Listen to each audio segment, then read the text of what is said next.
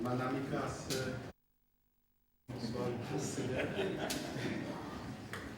Eh bien, merci, monsieur le modérateur.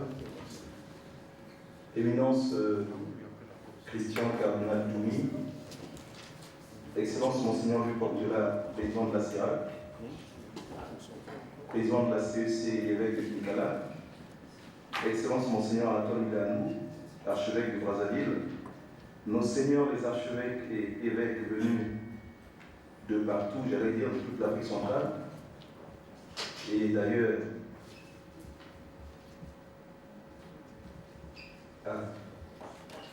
Monseigneur et Pères évêques venus d'Europe, particulièrement Monseigneur Pierre-Marie Carré, Monsieur le secrétaire général de la CERAC, distingués invités. La CERAC nous fait l'honneur d'exposer sur le mariage selon le droit de l'Église. Sur le mariage, c'est le thème, selon le droit de l'Église, dans nos églises d'Afrique centrale, pour une rencontre harmonieuse entre l'Église, l'État et la tradition. Il nous faut reconnaître que le champ de recherche est vaste et mérite une réflexion plus approfondie que nous n'accomplissons pas dans le présent exposé. Cependant, notre exposé aura l'intérêt de participer au débat articulé autour de 4 volets suivants. 1. Le mariage selon le droit de l'Église. Grand 2. Le mariage selon la tradition. Grand 3. Le mariage selon l'État. Enfin, pour une rencontre harmonieuse ou de la célébration triphasée à la célébration unique ou toi en un. Grand 1. Le mariage selon le droit de l'Église. Nous commençons par une brève notion historique. Donc, 1.1. Loin d'être marginale, la question sur le mariage demeure une préoccupation constante depuis les origines jusqu'à ce jour, comme en témoigne d'ailleurs l'actualité la plus récente. Il suffit pour s'en convaincre de se référer au débat sur cette question dans bien des pays, notamment occidentaux, je vais dire les continents euro-américains. D'un point de vue historique, s'il est vrai que l'État légifère déjà sur le mariage en général, en son commencement depuis fort longtemps, l'Église n'est pas en reste sur ce plan. Bien au contraire, dès les origines, en s'appuyant sur les Saintes Écritures, l'Église se sent le devoir de s'investir avec soin et fermeté dans le mariage des fidèles chrétiens. Et, graduellement, elle va acquérir, au fil du temps, une juridiction complète et exclusive sur le mariage entre baptisés, précisément au moment de la parution du décret de Gratien. La fin de la deuxième partie du décret et tout le 4e livre des décrétales de Grégoire IX, du Sexte des Clémentines concerne le mariage. Au début de sa 24e session du 11 novembre 1563, le Concile de Trente traita abondamment de la doctrine et de la réforme du mariage. À l'époque moderne, l'État voulut redevenir maître absolu en matière matrimoniale, mais se heurta à l'Église qui lui résista. Ainsi s'explique le fait que le mariage fut longtemps de la compétence exclusive de l'Église, qu'il s'agisse d'en fixer la loi ou d'en juger les éventuelles violations. À titre d'exemple, dans le cas d'un pays comme la France, il y a lieu d'observer que ce n'est qu'au milieu du XVIe siècle qu'on légifère sur le lien matrimonial, non sans prudence et modestie. Toutefois, comme le relève le juriste Jean Gaudemin, une évolution notable s'est faite en la matière. Voyant dans le mariage rien d'autre qu'un simple contrat, les pouvoirs séculiers vont non seulement s'en approprier, mais également en établir le droit et en ordonner l'application. Dans cette foulée, le titre 7 du Code de l'époque tout en traitant du mariage, en donne la définition. Mais celle-ci est moins précise, car l'on peut lire au canon 1081 les termes suivants. Le mariage est un contrat par lequel chaque partie donne avec réciprocation. Je dis bien avec réciprocation, un droit perpétuel et exclusif sur son corps pour l'accomplissement de l'acte conjugal. Et progressivement, par souci de précision, le droit canonique médiéval, partant du droit romain, définit le mariage comme une conjunctio, une union charnelle, un consortium, une communauté de vie, et une communicatio, une mise en commun, un partage entre mari et femme. Lorsqu'on se réfère à la définition ecclésiale présente du mariage d'aujourd'hui, on constate que cette définition est pour une large part tributaire de la définition susmentionnée. En effet, le Concile Vatican II, à travers la Constitution Gaudium et Spes numéro 48, qu'il faut préciser de 47 à 52, parle de intima communitas vitae et amoris, une communauté de vie et d'amour. Cette définition est éclairée et confirmée par les encycliques Casti Connubii 1930, Humanae Vitae 1968, l'exhortation de Jean-Paul II sur la famille, Familiaris Consortio 1981, de multiples allocutions pontificales, des déclarations de la Congrégation pour la doctrine de la foi, Persona Humana 1976, une charte des droits de la famille promulguée en 1983 à la demande du synode des évêques de 1980. Tous ces documents mettent en exergue la doctrine de l'Église à propos du mariage, de l'amour conjugal, de la transmission de la vie, de l'indissolubilité du lien, de la famille, cellule de base de la société, de l'égale dignité des époux, de leur devoir envers ceux qu'ils ont appelés au monde. Fort de ces accords, l'actuel code latin de droit canonique stipule, en son canon 1055, 1055, paragraphe 1, que le mariage est l'alliance matrimoniale par laquelle un homme et une femme constituent entre eux une communauté de toute la vie, ordonnée par son caractère naturel au bien des conjoints, ainsi qu'à la génération et à l'éducation des enfants. Il poursuit au canon 1057, paragraphes 1 et 2, que le mariage est fait du consentement des parties légitimement manifesté entre un homme et une femme juridiquement capable. Cette définition souligne la nature intrinsèque du mariage, qui met en relief d'une part deux personnes de sexe différent et d'autre part l'élément créateur et irremplaçable qui est l'acte de la volonté individuelle, mutuelle et réciproque. En d'autres termes, la matière et la forme du mariage sont le consentement réciproque des époux et les contractants eux-mêmes en sont les ministres. 1, 2. Notion sacramentelle. 1, 2, 1. Le mariage sacrement. Entre baptisés de l'Église catholique, la réalité naturelle du mariage est ipso facto un sacrement établi ainsi par le Christ lui-même, qui en a fait aussi une réalité spirituelle. Si cette élévation à la dignité de sacrement n'altère point la nature de l'institution matrimoniale, en revanche, elle suppose, dans le cas des baptisés, l'insertion de cette institution naturelle dans l'ordre surnaturel de la grâce. Dès lors, la sacramentalité n'est pas un élément accidentel et extrinsèque. Elle touche à la racine elle-même du mariage. En tant que sacrement, le mariage est un signe sensible et signifiant de la grâce. Les deux réalités étant inséparables, lorsqu'il s'agit du mariage entre des baptisés, il n'y a pas en conséquence de contrat valide sans sacrement. concernant les baptisés bien sûr. Cette affirmation ne fut pas acceptée dans l'Église sans polémique, car déjà autour du Concile de Trente, un certain nombre de juristes défenseurs des droits de l'État estimaient que le sacrement était un incident ou un accident du mariage contrat, c'est-à-dire quelque chose de séparable, et que le contrat conséquence des consentements tombait, lui, sous le contrôle de l'État.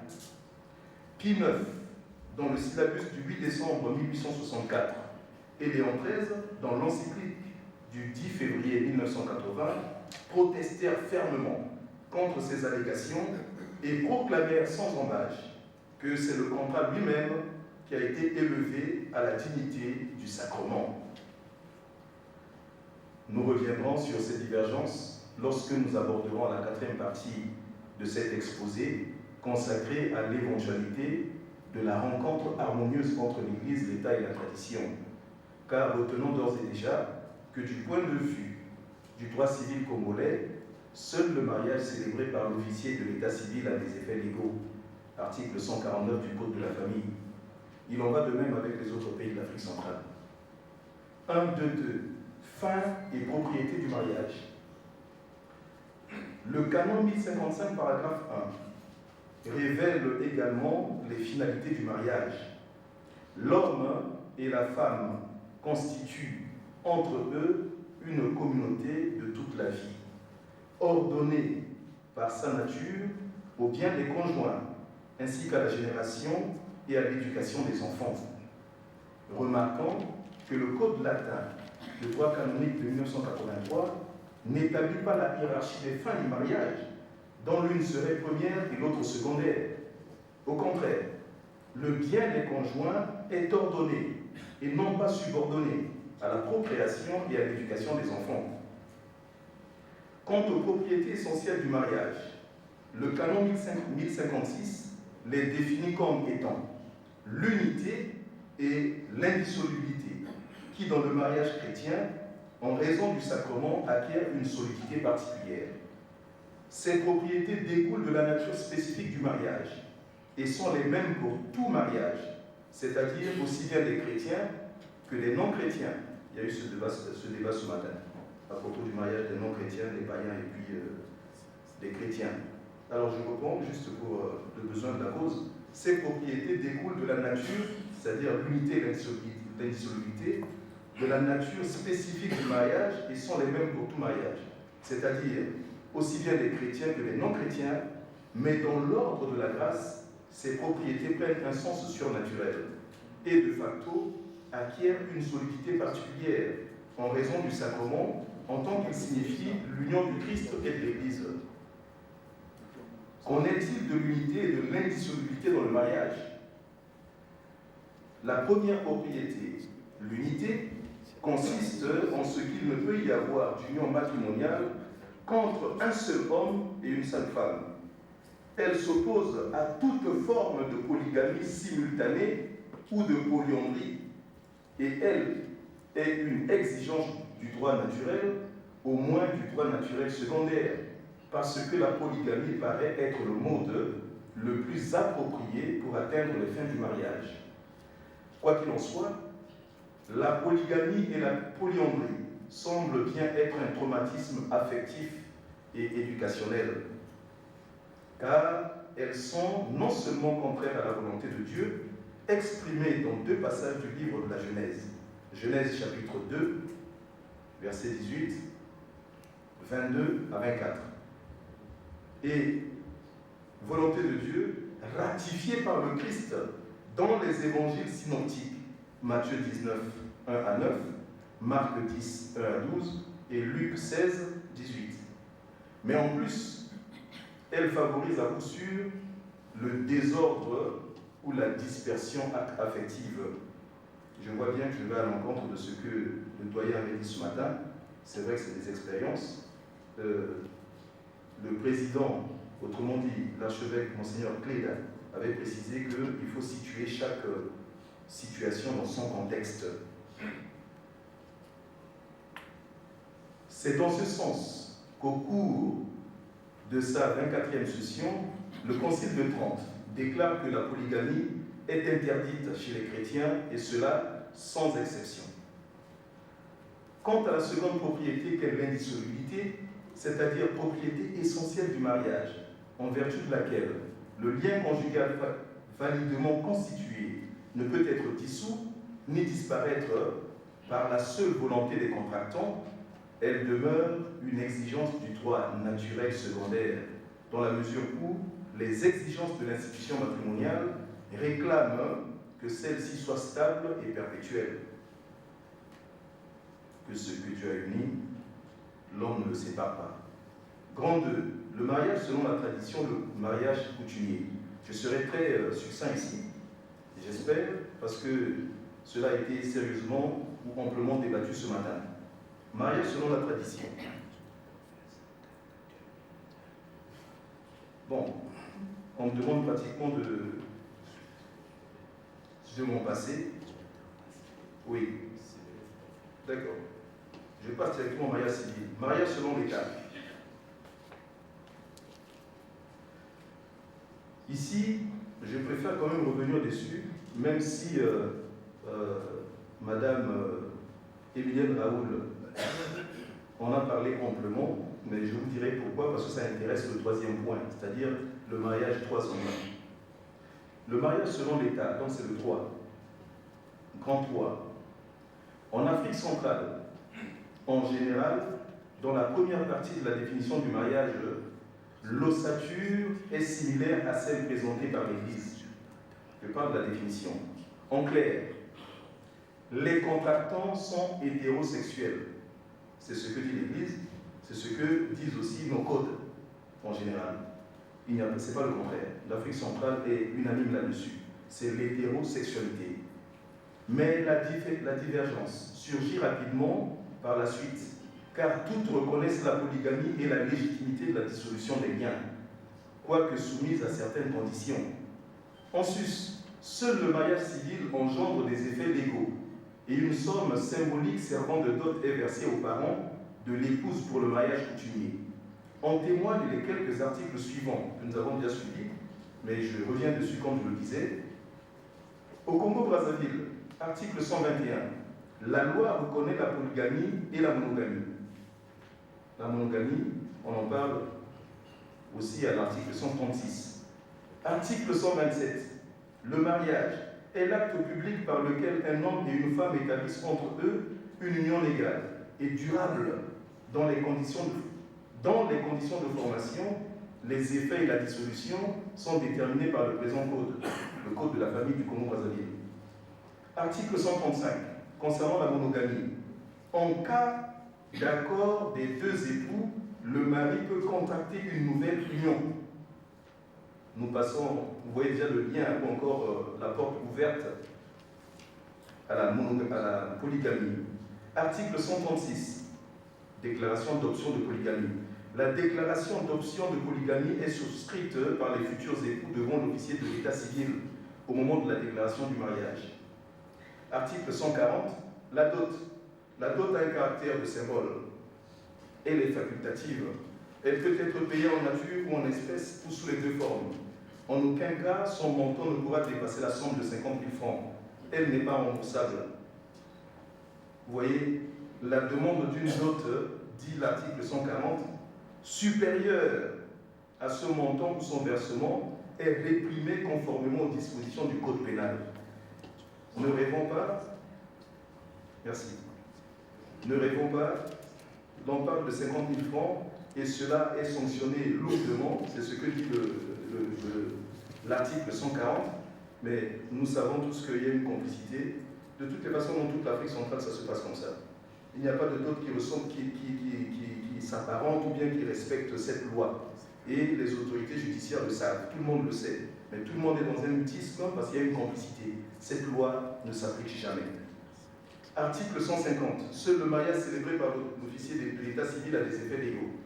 Article 179. Le mariage se dissout par la mort de l'un des époux ou par le divorce. Au Cameroun, je parle là sur le regard des pères qui sont ici, la définition du mariage n'a été abordée ni par le Code civil, ni par l'ordonnance de 1981. Mais l'avant-projet de Code camerounais des personnes et de la famille essaie d'apporter une définition constructive à ce concept.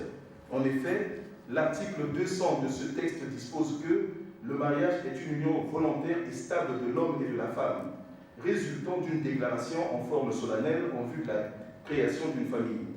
En Centrafrique, l'article 200 du Code de la famille dispose que le mariage est l'union légale d'un homme et d'une femme, résultant d'une déclaration de volonté libre et consciente de se prendre pour époux, reçue en la forme solennelle par un officier d'état civil, dont les conditions, les effets et la dissolution sont régis par le présent Code. Au Gabon, le mariage est défini par le Code civil comme une convention entre un homme et une femme. Sa solennité procède de sa célébration par un officier d'état civil. Le double consentement de l'homme et de la femme suffit à fonder la famille, composée des deux parents et des enfants auxquels ils donneront naissance. Avant 1963, le versement de la dot était de rigueur, car il était une condition de validité et de preuve du mariage. Cependant, par la loi numéro 2063 du 31 mai 1963, journal officiel du 1er juillet 1963, page 510, le législateur a supprimé la dot, ça c'est au Gabon, et a creusé finalement de facto un fossé qui sépare le droit légiféré d'avec le droit sociologique pratiqué tous les week-ends par les Gabonais. Cela veut dire qu'il y a suppression, c'est vrai, mais personne ne respecte cette loi parce que la dot est toujours pratiquée. Au Congo-Kinshasa, bon, je vais passer, c'est toujours l'homme et la femme. Au Tchad, malheureusement, l'avant-projet du Code de la famille issu de l'atelier de Darda du 16 au 19 février, excusez-moi, la date m'a échappé, l'année, ce projet de Darda, ceux du Tchad doivent sûrement se souvenir, ce projet est très contesté par la couche arabophone et musulmane. Il a été présenté au gouvernement et attend toujours une suite.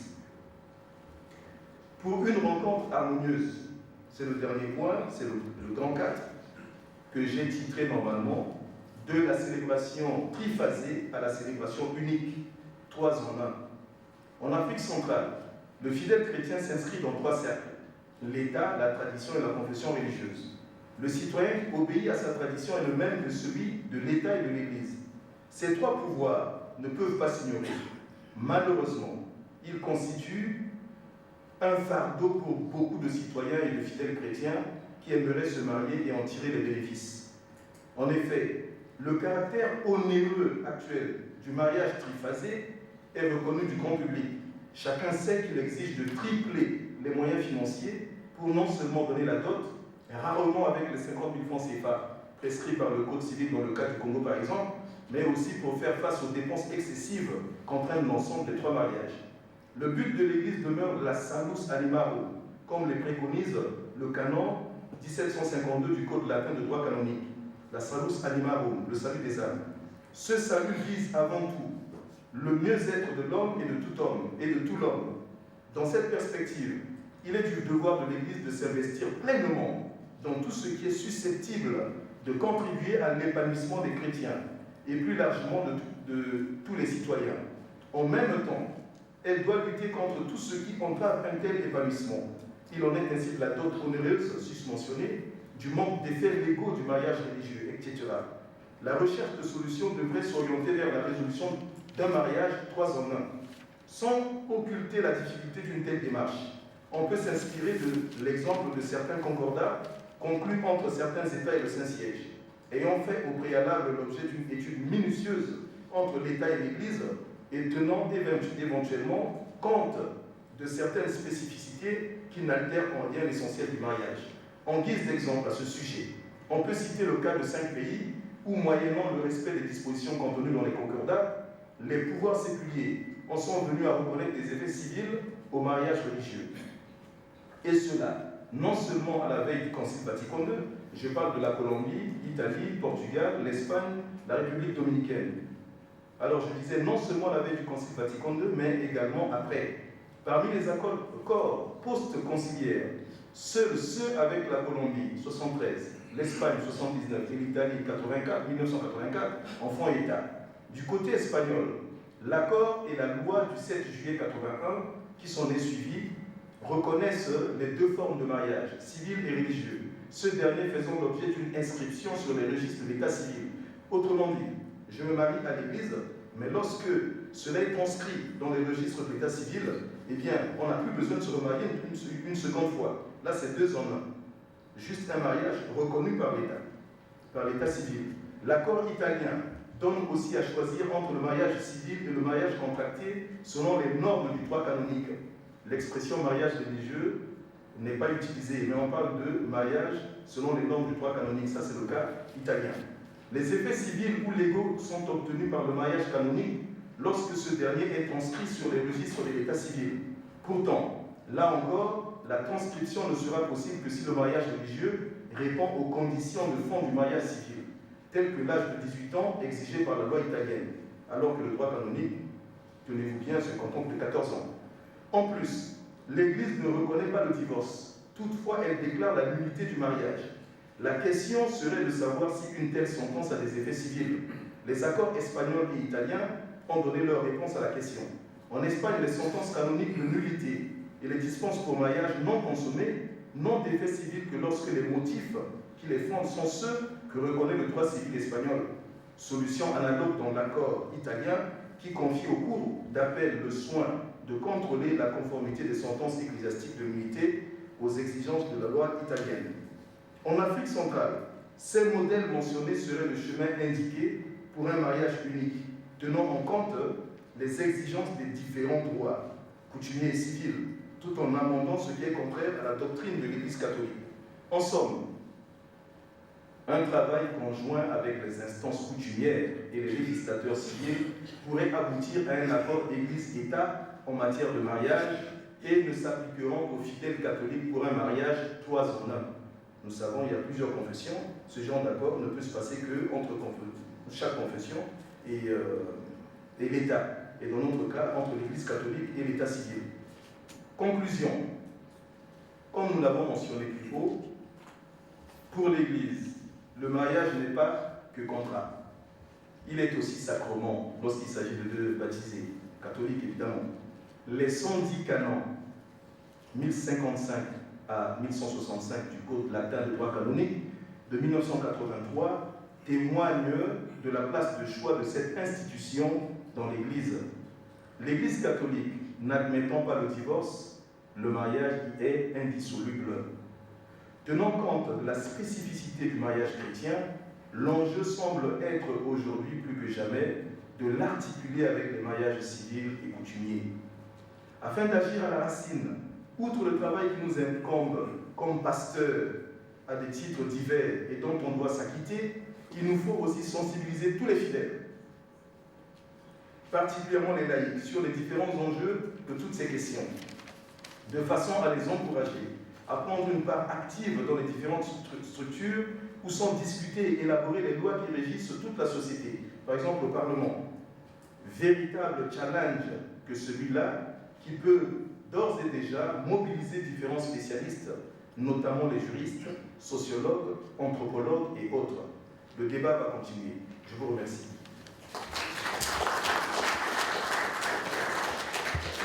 Voilà, donc, ils sont tous bienvenus, hein, Hélène. Et l'autre est prêtre simplement. Alors, le père parle simplement de Cyril Lacroix. Je voulais parler des 3 ordres, de 2e ordre de sacerdoce et de l'épiscopat. Simplement dire que bienvenue qui va nous exposer sur le mariage n'est pas Monseigneur Manamika, mais plutôt Mamansa. Alors lui, il est directeur des OPM du Congo et vous êtes aussi canoniste, Père. Alors il nous parlera donc il abordera la question au plan théologique et surtout pastoral. Alors Père, vous avez aussi à peu près 20-25 minutes pour nous parler de la question. Merci. En mettant en application la contrainte de Monseigneur le modérateur, je serai obligé de sauter ce que j'avais. Fais des fenêtres, juste Ah. quand tu peux faire une Bon. synthèse rapide, quand c'est utile. Bon, c'est bon.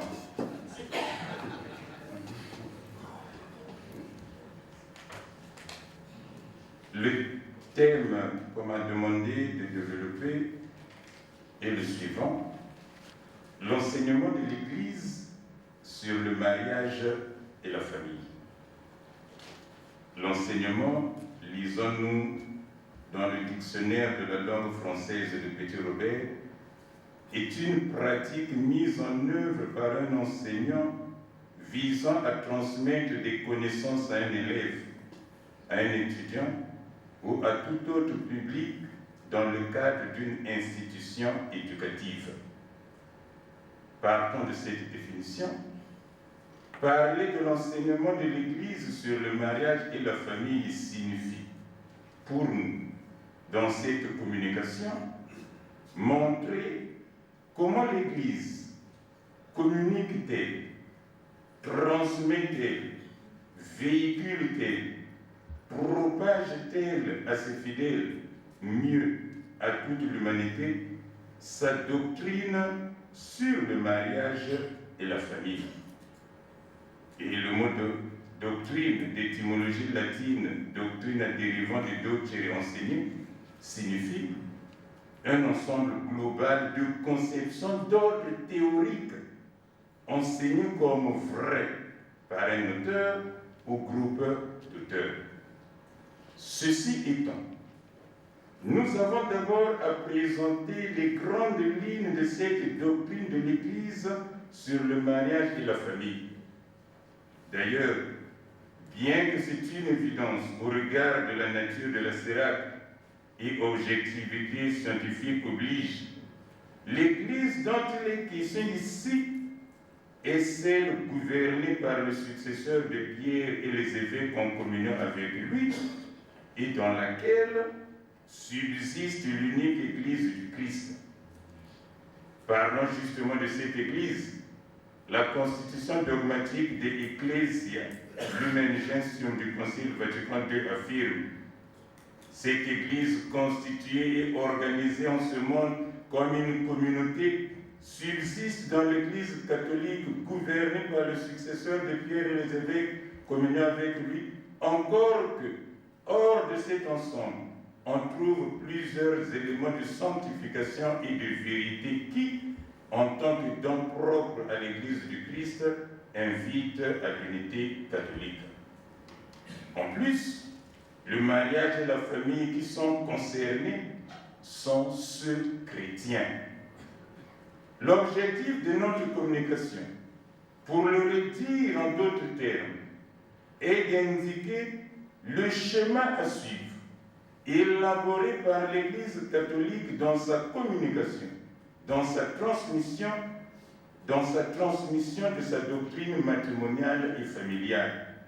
Mieux, il est question d'indiquer le raisonnement que déploie l'Église dans sa propagation de sa conception du mariage et de la famille. En effet, pour atteindre notre objectif, nous suivrons cet ordre.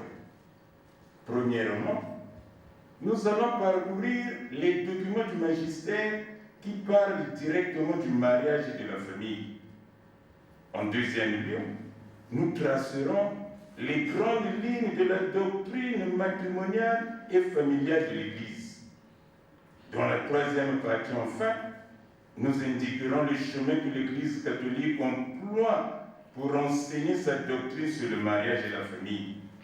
C'est dans la conclusion que nous oserons suggérer un chantier de réflexion à la pastorale familiale en Afrique aujourd'hui. Premier point, parcours des documents du magistère qui parlent directement du mariage et de la famille. Ils sont nombreux, les documents du magistère qui parlent directement du mariage et de la famille.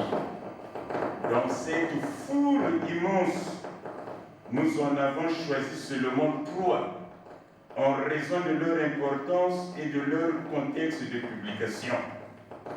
Il s'agit de la lettre encyclique encyclique Cas Siconumbi du 31 décembre 1930 du pape Pie XI sur le mariage chrétien. Le deuxième document, la constitution pastorale Gaudium et Spes du Concile Vatican II, l'Église dans le monde de ce temps, promulguée le 7 décembre 1965. Le troisième document, l'exhortation apostolique post-synodale Familiaris Consortio du 22 novembre 1981 du pape Jean-Paul II, les tâches de la famille chrétienne dans le monde d'aujourd'hui. Le parcours que nous allons en faire veut dire ceci: identifier et rapporter les affirmations que chacun d'eux contient qui expliquent comment il faut comprendre la réalité du mariage et de la famille. Commençons par le premier document, Cas Siconumbi. Cette lettre encyclique comprend 81 paragraphes repartis en une introduction, 3 chapitres et une conclusion. Un constat a motivé ou a commandé la rédaction de ce document. Le pape Pie XI le décrit en ces termes. Nous constatons chez beaucoup d'hommes, avec l'oubli de cette restauration divine, l'ignorance totale d'une si haute sainteté du mariage. Vous le constatez aussi bien que nous, vénérables frères, et vous le déplorez avec nous. On la méconnaît, cette sainteté, on la nie impudemment, ou bien encore s'appuyant sur les principes faux d'une morale nouvelle absolument perverse, on foule cette sainteté aux pieds. Ces erreurs extrêmement pernicieuses et ces mœurs dépravées ont commencé à se répandre parmi les fidèles eux-mêmes, et peu à peu, de jour en jour, elles tendent à pénétrer plus avant chez eux. Le souverain pontife écrit Cas Siconumbi, avec un but précis: entretenir l'Église du Christ et même le genre humain tout entier de la nature du mariage chrétien, de sa dignité, des avantages et des bienfaits qui s'en répandent sur la famille et sur la société humaine, des graves erreurs contraires à cette partie de la doctrine évangélique, des vices contraires à la vie conjugale, enfin, des principaux remèdes auxquels il faut recourir. En effet, ce but fait apparaître la structure du raisonnement de l'évêque de Rome tout au long de ce document. Après avoir parlé des biens du mariage dans le premier chapitre et répertorié les différentes formes d'atteinte à la dignité du mariage dans le deuxième chapitre, Pie XI, dans le troisième chapitre enfin, indique les remèdes opportuns pour restaurer le mariage authentique. Concernant de près cette lettre encyclique, nous nous apercevons que le discours sur le mariage chrétien qu'il contient tourne autour des biens du mariage véritable, biens donnés par Dieu. Ces biens sont les enfants, la fidélité conjugale et le sacrement. Le pape parle de ces biens du mariage dans la ligne de Saint Augustin dont il assume le raisonnement. S'agissant toujours de ces biens, le 258e successeur de Pierre rapporte la manière dont justement l'évêque du Paul en parle. Dans la fidélité conjugale, on a en vue cette obligation qu'ont les époux de s'abstenir de tout rapport sexuel en dehors du lien conjugal. Dans les enfants, on a en vue le devoir pour les époux de les accueillir avec amour, de les nourrir avec sollicitude, de les élever religieusement. Dans le sacrement, enfin, on a en vue le devoir qui s'impose aux époux de ne pas rompre la vie commune et l'interdiction pour celui ou celle qui se sépare de s'engager dans une autre union, fût-ce à raison des enfants. Telle est la loi du mariage, où la fécondité de la nature trouve sa gloire et le dévergondage de l'incontinence sans frein. Somme toute, avant de rapporter comment cette lettre encyclique parle de ces biens du mariage, découvrons d'abord la description du mariage qu'elle comporte. Le mariage n'a pas été institué ni restauré par les hommes, mais par Dieu. Ce n'est point par les hommes, mais par l'auteur même de la nature et par le restaurateur de la nature, le Christ notre Seigneur, que le mariage a été muni de ces lois, confirmées et levées par suite. Ces lois ne sauraient dépendre en rien des volontés humaines, ni d'aucune convention contraire des époux eux-mêmes. Telle est la doctrine des saintes lettres, telle est la tradition constante de l'Église universelle, telle est la définition solennelle du Concile de Trente qui, en empruntant les termes mêmes de la Sainte Écriture, enseigne et confirme que la perpétuelle indissolubilité du mariage, son unité et son immutabilité proviennent de Dieu, son auteur. Certes, le mariage est d'origine divine, mais affirme le pape Pie XI, la volonté humaine y a aussi sa part, parce que chaque mariage particulier, en tant qu'il constitue l'union conjugale entre un homme et une femme déterminée, n'a d'autre origine que le libre consentement de chacun des deux époux. Le premier bien, les enfants. Les enfants sont un don de la divine bonté et un précieux fruit du mariage, parce qu'ils sont nés par l'action toute puissance de Dieu avec la coopération des époux. Aux enfants qu'ils ont procréés, les parents chrétiens doivent donner une bonne éducation. Par ailleurs, souligne le pape Pie XI, les parents chrétiens doivent comprendre en outre qu'ils ne sont pas seulement appelés à propager et à conserver le genre humain sur la terre, qu'ils ne sont même pas destinés à former des adorateurs quelconques du vrai Dieu, mais à donner des fils à l'Église, à procréer des concitoyens, des saints et des familiers de Dieu, afin que le peuple attaché au culte de Dieu et de notre Sauveur grandisse de jour en jour. Dans ce bien du mariage qu'est l'enfant, se précise la double mission des parents chrétiens, procréer et éduquer. Et dans tout usage honnête de la fécondité, de la faculté donnée par Dieu de procréer de nouvelles vies est exclusivement le droit et la prérogative du mariage, conformément à l'ordre du Créateur lui-même et de la loi naturelle. Le deuxième bien du mariage est la fidélité conjugale, c'est-à-dire la fidélité mutuelle des époux à observer le contrat de mariage, en vertu de laquelle ceux qui, à raison du contrat sanctionné par la loi divine, revient uniquement au conjoint, ne lui sera pas refusé, ni ne sera accordé à une tierce personne. Et au conjoint lui-même, il ne sera jamais concédé, ce qui est contraire aux lois et aux droits divins et absolument inconciliable avec la fidélité matrimoniale. Avec la fidélité matrimoniale ne peut jamais être concédé. Le bien de la fidélité conjugale comprend donc l'unité, la chasteté, une digne et noble obéissance. Autant de vocables qui formulent les biens de l'union conjugale, qui ont pour effet de garantir et de promouvoir la paix, la dignité et le bonheur du mariage. Aussi n'est-il pas étonnant que cette fidélité ait toujours été rangée parmi les biens excellents et propres du mariage.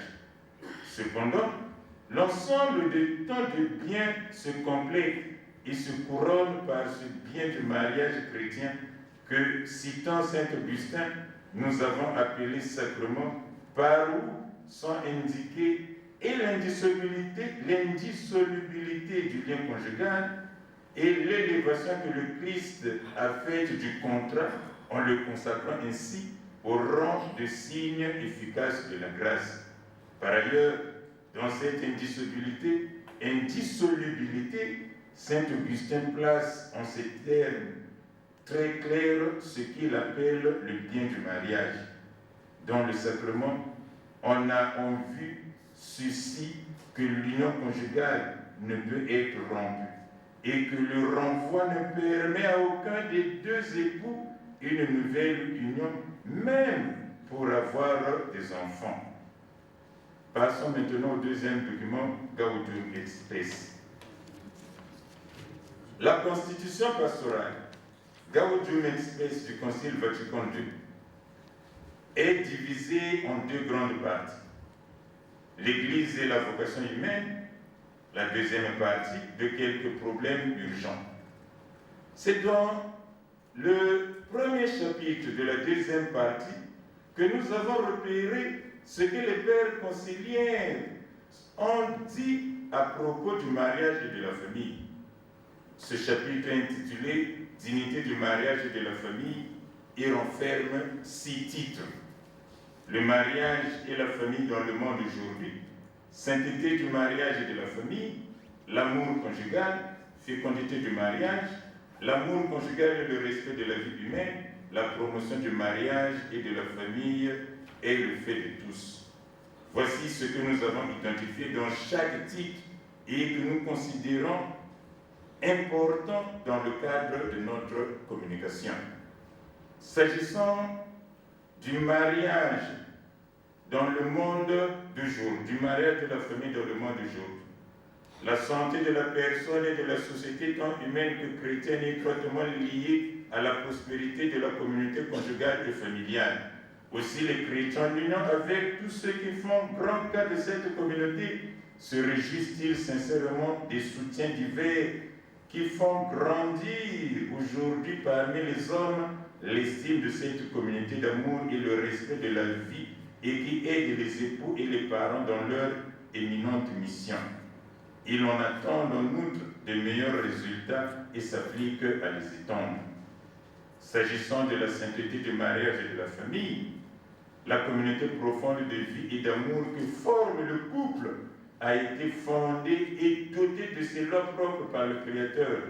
Elle est établie sur l'alliance des conjoints, c'est-à-dire sur leur consentement personnel irrévocable, une institution que la loi divine confirme, née ainsi au regard même de la société, de l'acte humain par lequel les époux se donnent et se reçoivent mutuellement. En vue du bien des époux, des enfants et aussi de la société, ce lien sacré échappe à la fantaisie de l'homme, car Dieu lui-même est l'auteur du mariage qui possède en propre des valeurs et des fins diverses. Tout cela est d'une même extrême importance. Tout cela est d'une extrême importance pour la continuité du genre humain, pour le progrès personnel et le sort éternel de chacun des membres de la famille, pour la dignité, la stabilité, la paix et la prospérité de la famille et de la société humaine tout entière. Et c'est dans sa nature même que l'institution du mariage et l'amour conjugal sont ordonnés à la procréation et à l'éducation qui, tel un sommet, en constitue le couronnement. Ainsi, l'homme et la femme qui, par l'alliance conjugale, ne sont plus deux, mais une seule chair, s'aident et se soutiennent mutuellement par l'union intime de leur personne et de leur activité. Ils prennent ainsi conscience de leur unité et l'approfondissement sans cesse davantage. Cette union intime, dont réciproque de deux personnes, non moins que le bien des enfants, exige l'entière fidélité des époux et requiert leur indissoluble unité. L'amour conjugal, à plusieurs reprises, la parole de Dieu a invité les fiancés à entretenir et soutenir leurs fiançailles par une affection chaste et les époux leur union par un amour sans faille. Beaucoup de nos contemporains exaltent aussi l'amour authentique entre mari et femme, manifesté de différentes manières selon les saines coutumes des peuples et des âges. Éminemment humain, puisqu'il va d'une personne vers une autre personne en vertu d'un sentiment volontaire, cet amour enveloppe le bien de la personne tout entière. Cet amour par un don spécial de sa grâce et de sa charité, le Seigneur a daigné le guérir, le parfaire et le lever. Associant l'humain et le divin, un tel amour conduit les époux à un don libre et mutuel d'eux-mêmes qui se manifeste par des sentiments et des gestes de tendresse, et il imprègne toute leur vie. Bien plus, il s'achève lui-même et grandit dans son généreux exercice. Il dépasse donc de loin l'inclination simplement érotique qui, cultivée pour elle-même, s'évanouit vite et d'une façon pitoyable. Fécondité du mariage. Le mariage et l'amour conjugal sont d'eux-mêmes ordonnés à la procréation et à l'éducation, dans le devoir qui leur incombe de transmettre la vie et d'être des éducateurs. Les époux savent qu'ils sont les coopérateurs de l'amour du Dieu créateur et comme ses interprètes.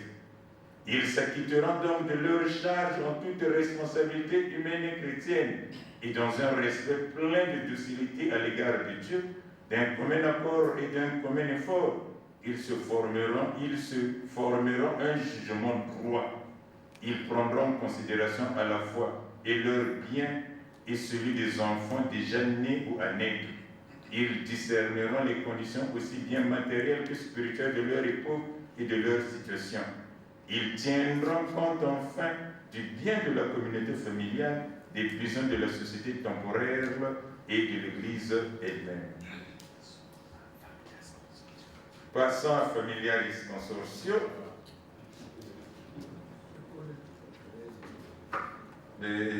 À Familiaris Consortio. Et Familia, dans cette exhortation post-synodale qui comprend 4 grandes parties, lumière et homme de la famille aujourd'hui, le dessein de Dieu sur le mariage et la famille, les devoirs de la famille chrétienne, la pastorale familiale, étapes, structure et situation. Seules les 2e et 3e parties intéressent directement l'objectif que nous poursuivons dans notre communication.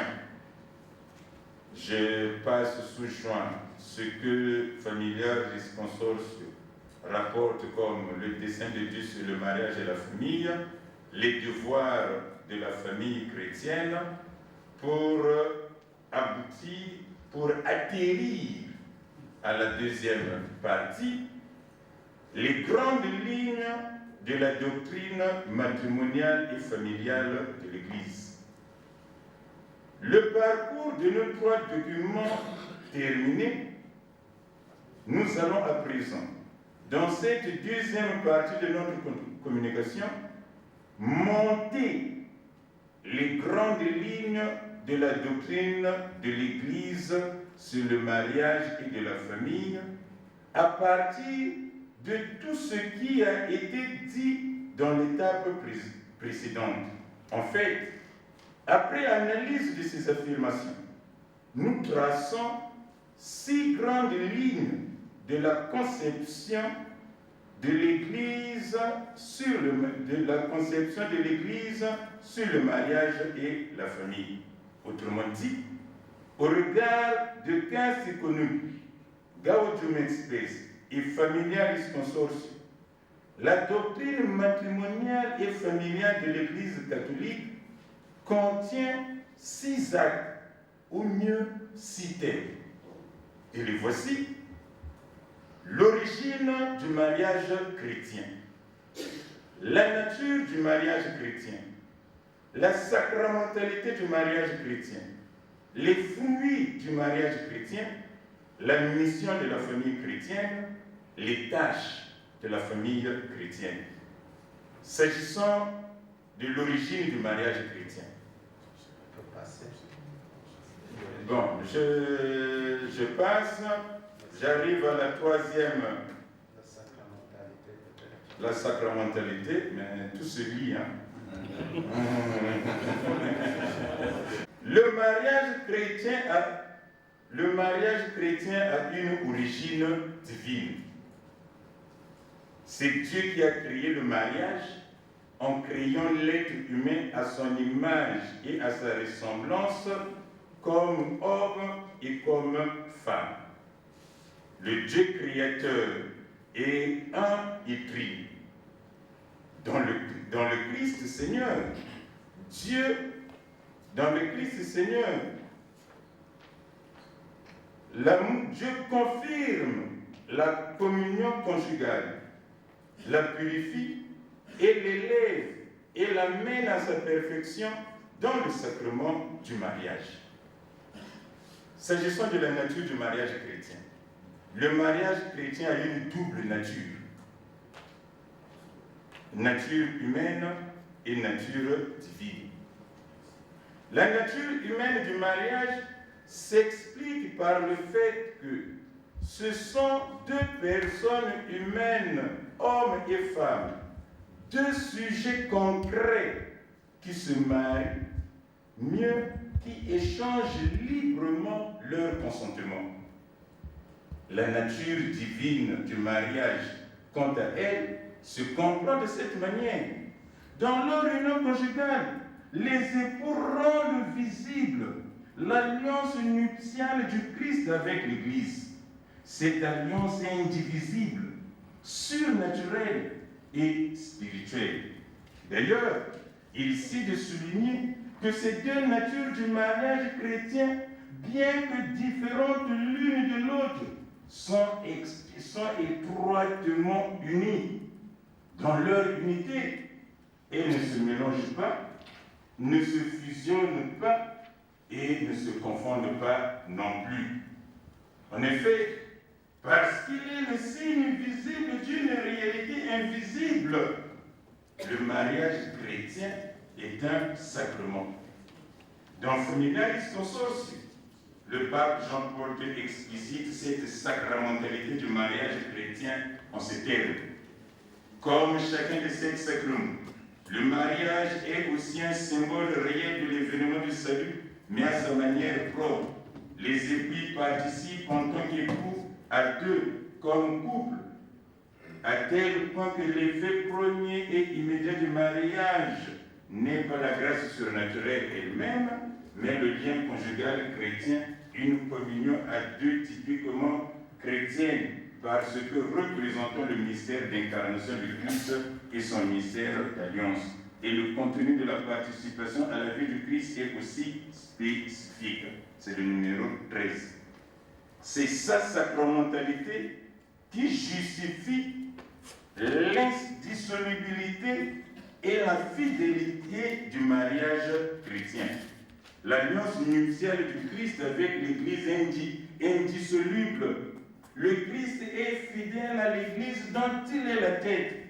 Par conséquent, l'union conjugale, qui en est le signe visible, est indissoluble et exige la fidélité.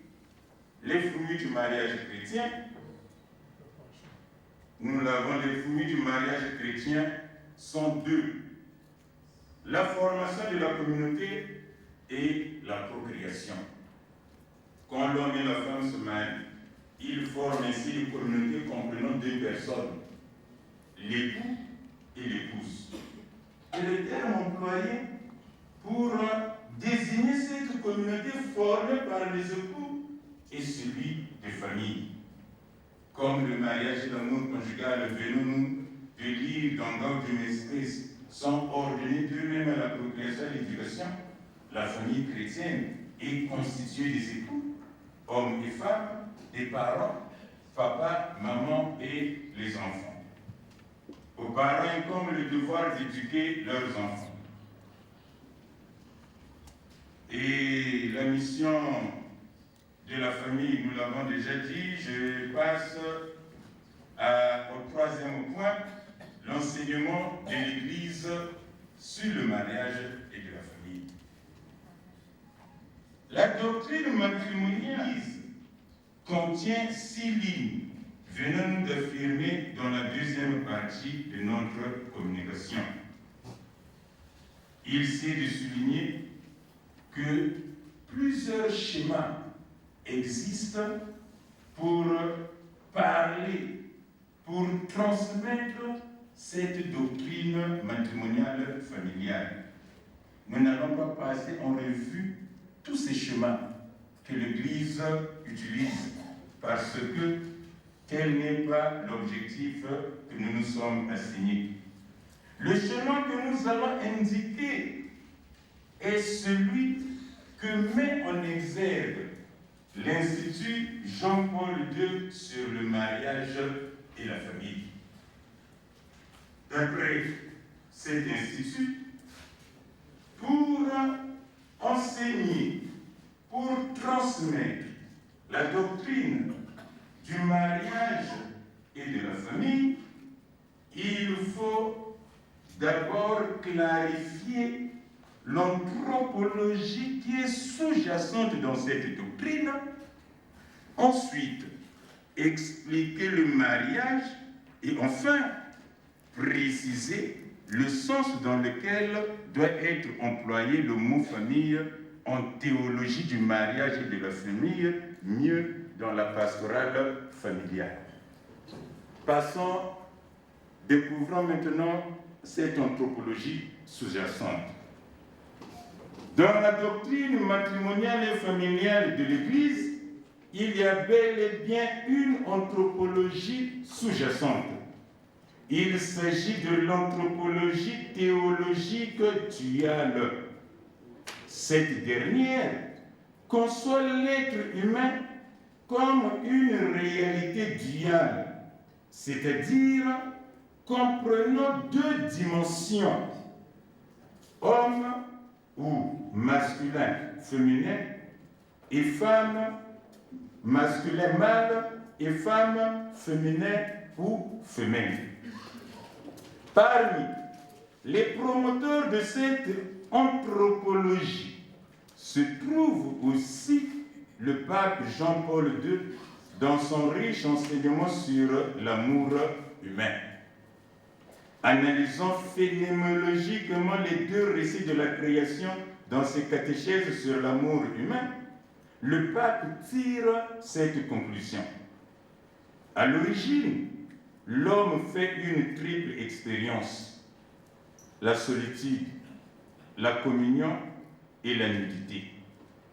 L'homme découvre qu'il est seul parce qu'il est différent de tous les êtres vivants.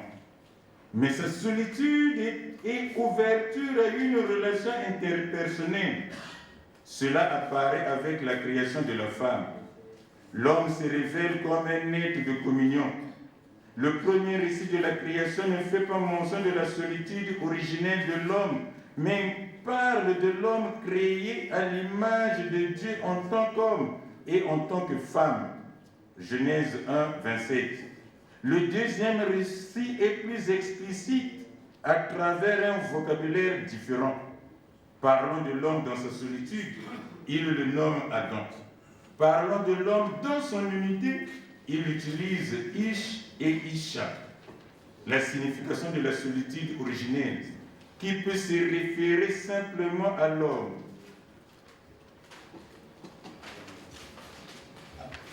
L'unité, enfin, signifie le bien originel de la vision divine. Elle signifie toute la simplicité et plénitude de la vision qui rend manifeste pure valeur de l'être humain comme homme et comme femme, la pure valeur du corps et du sexe.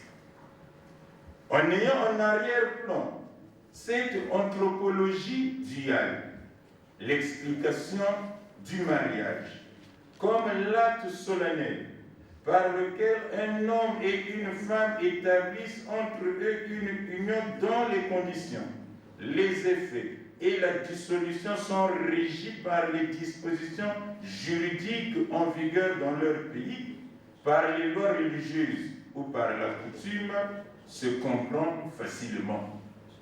Le mariage concerne les deux dimensions de l'unique et même être humain. Dans le mariage se constitue une unité formée par deux différences, le féminin et le masculin. Dans le mariage se réalise pleinement l'humanité que l'homme et la femme ne portent qu'à moitié. Ceci étant, et sur cette base, sur cette anthropologie duale, cette anthropologie duale, la notion de mariage ne s'applique qu'aux époux constitués par le masculin et le féminin. Et sur cette base, cet arrière-plan anthropologique, le sens dans lequel doit être employé le mot famille en pastorale et en théologie du mariage de la famille se précise. Le terme famille, au sens strict, s'emploie pour désigner la communauté des hommes et des femmes. L'expression récurrente dans la théologie du mariage et de la famille, dans la pastorale familiale, à savoir la famille fondée sur le mariage, devient claire. Cette expression veut dire quoi? Que la famille, c'est cette communauté formée, cette unité formée par un homme et une femme. Ainsi, si nous devons conclure, comme le temps presse, nous devons conclure en abordant le thème de notre communication avec un tel raisonnement. Nous avions une finalité à atteindre. Il s'agissait de suggérer un nouveau chantier de réflexion à la pastorale familiale en Afrique. En plus des chantiers qui existent déjà, que nous ne mésestimons pas et que l'on désigne souvent et généralement d'ailleurs sous le vocable du défi, nous faisons ici allusion à la communication de cette matinée portant sur les défis actuels du mariage de la famille aujourd'hui. Ce chantier consiste en ceci: chercher à forger des notions adéquates pour faire prendre conscience de l'importance du mariage et de la famille dans la vie de l'homme. Quel est le langage approprié en Afrique pour parler adéquatement de la sacramentalité du mariage chrétien? Et c'est ce chantier-là, cherchant des langages, forgeant des notions où tous les Africains, dans le domaine du mariage et de la famille, se retrouvent. Et où, quand on leur parlera de la sacramentalité du mariage, comprendront à quel mystère ils participent par le mariage et la famille. Et dans cette recherche, ayant toujours présent à l'esprit que l'usage de l'analogie en théologie est toujours actuel. Je vous remercie. Merci. Voilà, merci. Nous avons la pause café pour que nous nous retrouvions ici à 30, donc dans 12 minutes. Amen.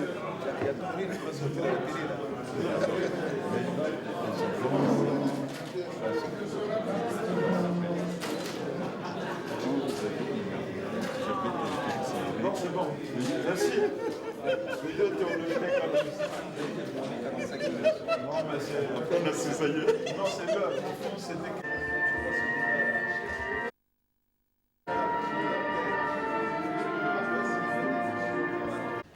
Nous avons déjà écouté plusieurs textes, plusieurs conférences sur le mariage dans le canon, dans la Bible, dans les lois civiles. Comme je l'avais dit ce matin, toujours nous commençons, quand nous voulons résoudre un problème en tant que chrétiens, nous commençons par la parole de Dieu et nous finissons toujours par la parole de Dieu. Alors, vous avez le plan de ce que je vais dire, puisque vous avez le fascicule, le plan à la page 39. Il est inutile donc de le lire avec 5 parties. Vous pouvez vraiment y jeter un coup d'œil. Et avant de commencer, je voudrais d'abord vous dire comment j'ai pu préparer ce texte. J'ai voulu partir des expériences, surtout de la pastorale familiale dans l'archidiocèse de Douala, et nous inspirant également d'autres expériences d'ailleurs. Et le texte biblique, j'ai pris comme nous le connaissons tous, le petit livre sur la célébration des sacrements. Et là, j'ai pris tout le texte et tout simplement, je regardais la page là, le texte où se marquait mariage, le texte proposé pour célébrer le mariage. Et à partir de là, j'ai pu dégager, faire, proposer la dernière partie, et je note bien que ce texte avait été déjà présenté. Dans l'introduction, je sais, n'est-ce pas, de dire l'urgence de l'intervention pastorale de l'Église pour soutenir la famille. Qu'il faut à tout prix faire quelque chose pour soutenir la famille. Pourquoi? C'est pour répondre à un point, à un problème qu'aujourd'hui nous connaissons, les problèmes de la famille. Et vous avez la présentation, d'abord ce que je vais faire, une fois vous avez déjà vu, n'est-ce pas, la table de matière à la fin, il n'est plus nécessaire de revenir sur les différents points. Mais seulement je souligne, parce que c'est important, d'abord ces 3 parties. Il y a d'abord la préparation au mariage, qui est quelque chose de très important. Vient après l'accompagnement post-matrimonial, ou plutôt d'abord la célébration du mariage et l'accompagnement post-matrimonial. Je crois que ça, c'est ces 3 points-là très, très importants. Parce qu'habituellement, nous préparons les gens au mariage. Une fois que le mariage est célébré, et on s'arrête là. Il n'y a plus grand-chose, l'accompagnement ne suit pas. Alors, à la page suivante, les menaces, n'est-ce pas, de la famille, je ne voudrais pas revenir sur ces menaces de point par point, mais vous voyez, j'ai donné la liste de ces menaces. La plupart des candidats au mariage vivent déjà en couple, parfois depuis de longues années. L'absence de formation chrétienne de base, la perte de la signification première de la dot, une diminution toujours plus accentuée de la place des parents dans le choix des futurs conjoints de leurs enfants. Ici, pour vous faire comprendre, vous êtes tous, sans que vous avez eu, n'est-ce pas, affaire à une fille qui vient vous dire, voilà, maintenant, j'avance en âge, je ne trouve pas de mari, comment faire? Et je leur dis, de manière sérieuse, je dis, mais ma fille cherche aussi le mari. On dit, non, moi, chercher un homme, ce n'est pas possible. J'ai dit, non, imagine-toi que dans la tradition, les parents cherchaient le mari pour leurs enfants. Étant donné que les parents ne jouent plus ce rôle-là, il te revient de le faire. Sinon, tu n'auras pas de mari. C'est de voir le contexte d'aujourd'hui. Une grande liberté sexuelle et une multiplication des unions libres et de mariage à l'essai. Une négligence notoire du sacrement de mariage, ou mieux la peur et le refus de s'engager dans le mariage religieux. La banalisation de la sexualité, le recours fréquent à la pratique de la contraception et de l'avortement, le taux élevé de divorces et de séparations, la situation de mères célibataires et des enfants nés hors mariage, l'avancement de l'âge des jeunes filles qui vont en mariage, comme je venais de le dire, la diminution de possibilités de rencontres entre parents et enfants en vue du déroulement harmonieux de l'éducation de ces enfants à cause de l'organisation du travail. Alors voilà, nous arrivons maintenant à l'importance, n'est-ce pas, de la préparation au mariage. Il y a donc 3 étapes importantes. Il y a d'abord la préparation lointaine, la préparation proche ou les fiançailles, la préparation immédiate. Ils sont très importants. C'est ces 3 étapes qui sont très importantes. D'abord, l'importance de la préparation au mariage. Là, on essaie, n'est-ce pas, de souligner ceci. Une bonne préparation aiderait les jeunes à mieux faire face aux difficultés qu'ils rencontrent au quotidien. Cette préparation ne devrait donc pas être perçue comme une simple formalité avant la célébration, mais une démarche indispensable visant à donner aux fiancés des outils nécessaires leur permettant d'accomplir les missions liées à leur vocation. Ici, familial, à travers leur témoignage de vie, l'enfant découvrant au sein de la famille l'amour et le sens de la vie et pouvoir se projeter dans l'avenir avec assurance. Et aujourd'hui, malheureusement, nous savons qu'il y a des enfants qui ne sont presque jamais en contact avec leurs parents. Alors, les parents, qu'est-ce qu'ils devront montrer aux enfants? D'abord, l'amour mutuel, la tendresse, le respect, la fidélité, la responsabilité, l'attention à l'autre, le dialogue, le pardon, la prière, etc. Donc, les enfants, d'abord, doivent comprendre la psychologie de leurs enfants et même autant que possible discuter avec eux, parler avec eux. Et leur apprendre déjà, n'est-ce pas, la notion de la chasteté, même déjà l'éducation sexuelle. Nous savons que les parents ont souvent beaucoup de difficultés pour parler de la sexualité, n'est-ce pas, de la sexualité devant leurs enfants. Ça, nous le savons. Ceci, nous ne devons plus aujourd'hui, nous devons dépasser cela.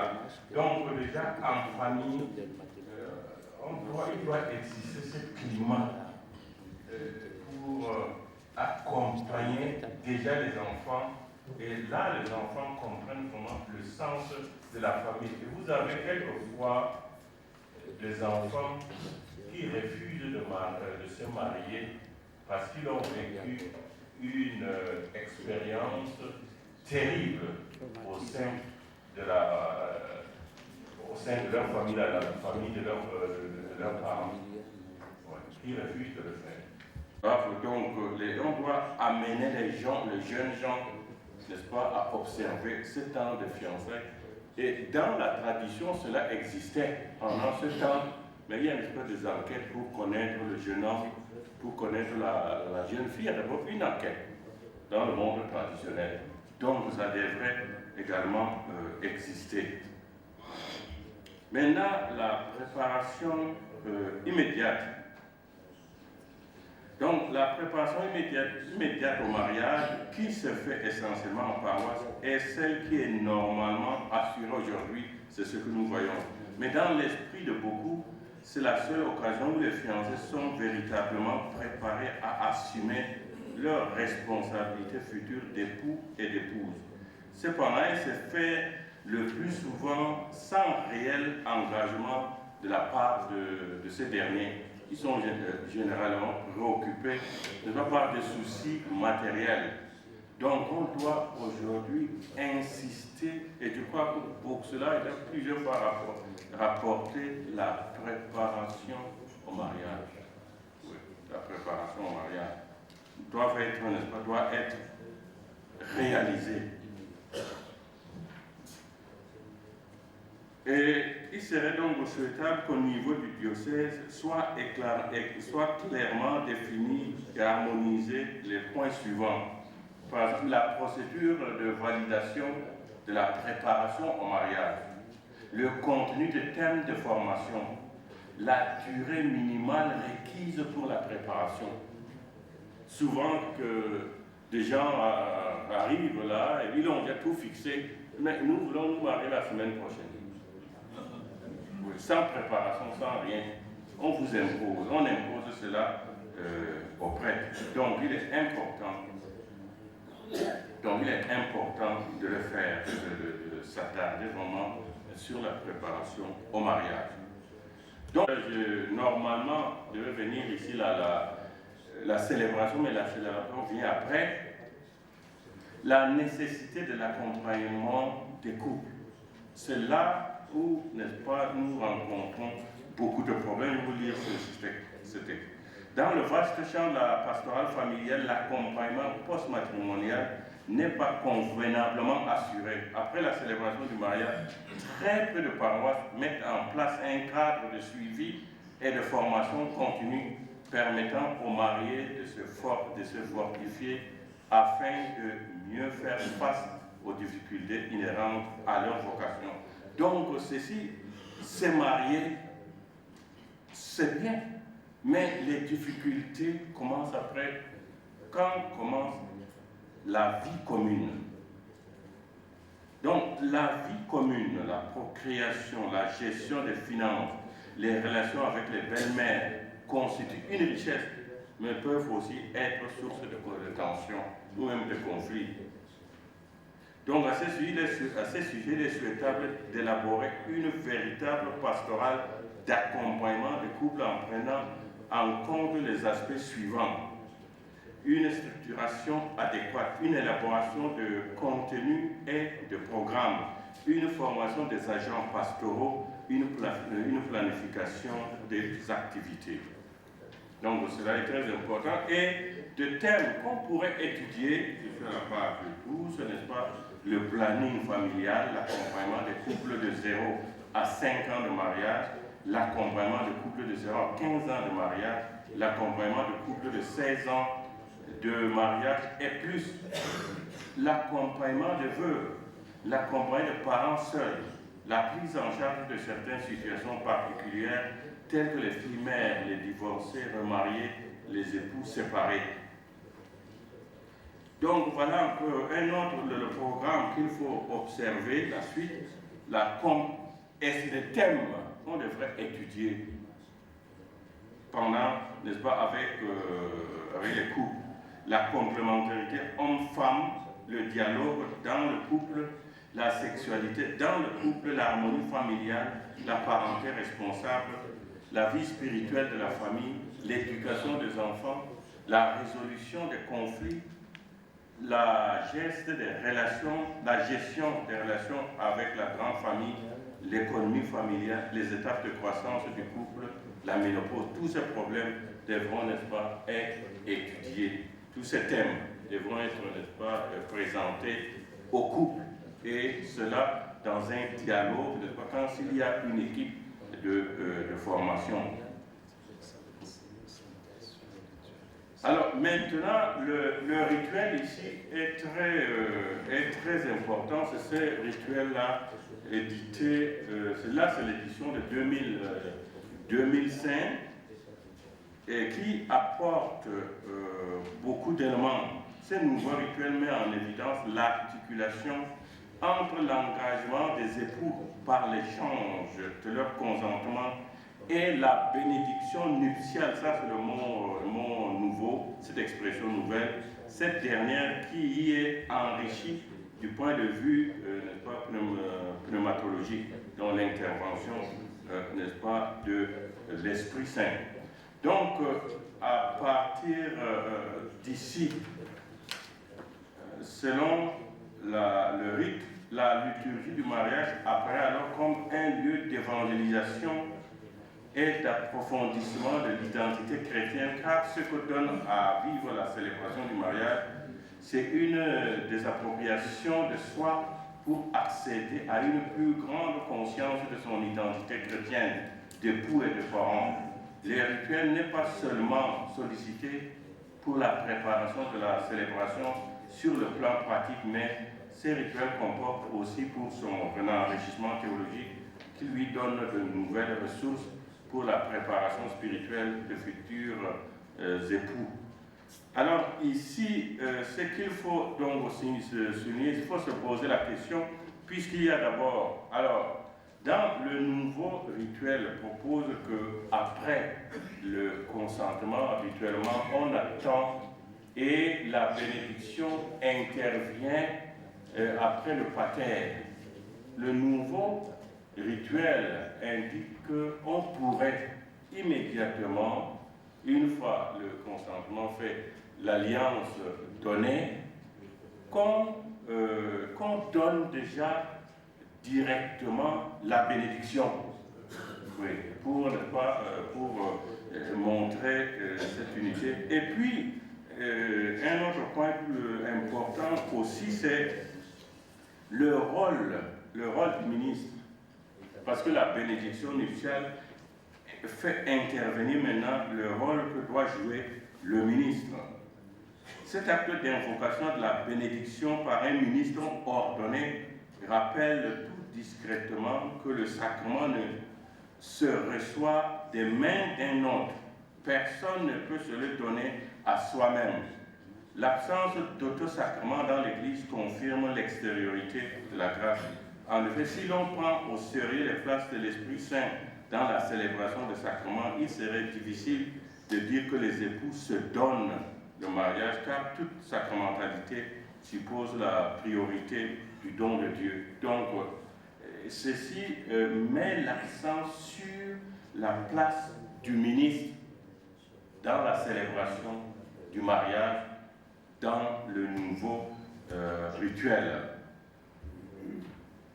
Donc, d'ailleurs, le nouveau rituel préfère considérer les époux comme des acteurs principaux du sacrement de mariage, conjointement avec le ministre ordonné qui, dans un ou dans et au nom de l'Église, invoque sur eux l'Esprit Saint en les bénissant. Les époux sont ainsi consacrés et envoyés en mission pour développer leur vocation baptismale au sein de la vie conjugale. Ceci doit leur être révélé lors de la préparation immédiate au mariage. Ici, il y a d'autres modifications qui ont été aussi apportées. C'est-à-dire les modifications que vous allez découvrir puisque vous avez le livre en main. Je demanderai aux conférenciers. Parce que je sais que si on le laisse, personne n'aura plus le temps de le lire. Apparemment, c'est bien dit, mais le cinquième point me paraît un peu plus. Ah oui, donc je vais essayer de finir. Oui.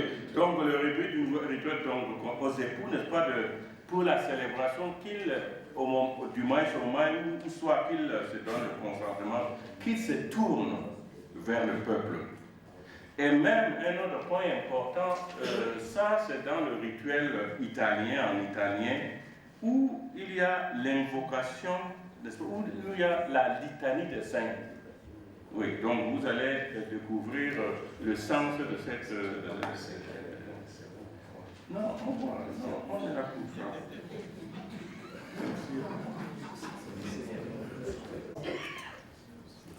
Pour le séjour, je dois quitter pour aller à Rome ce soir. Et alors, peut-être, plusieurs de vous, je les rencontrerai le 1er septembre, les évêques du Cameroun. Les autres, les 6 présidents, en octobre, pour participer au synode et pour